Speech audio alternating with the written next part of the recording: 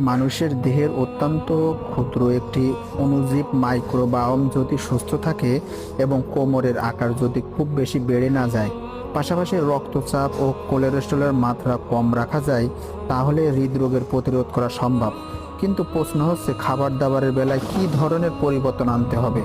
বেশি করে আঁশযুক্ত খাবার খান। যেসব খাবারে প্রচুর পরিমাণে ফাইবার বা আঁশ আছে সেই সব খাবার খাবেন। এইসব খাবারের কারণে শরীরে স্বাস্থ্যকর ব্যাকটেরিয়া তৈরি হয়। কোলেস্টেরলের মাত্রা নিয়ন্ত্রণের মধ্যে রাখতে সাহায্য করে এই ব্যাকটেরিয়া। বেশি আঁশ আছে এরকম সবজির মধ্যে রয়েছে যেমন সিম, মটরশুঁটি জাতীয় সবজি, কলই ও ডাল জাতীয় শস্য। পুষ্টিবিজ্ঞানীরা বলছে আলু এবং শেকড় জাতীয় সবজি খোসা সহ রান্না করলে সেগুলো থেকে প্রচুর পরিমাণ আঁশ পাওয়া যায়। এছাড়াও তারা হোল গ্রেইন আটার রুটি এবং বাদামি চাল খাবার খাওয়ারও পরামর্শ দিয়েছেন।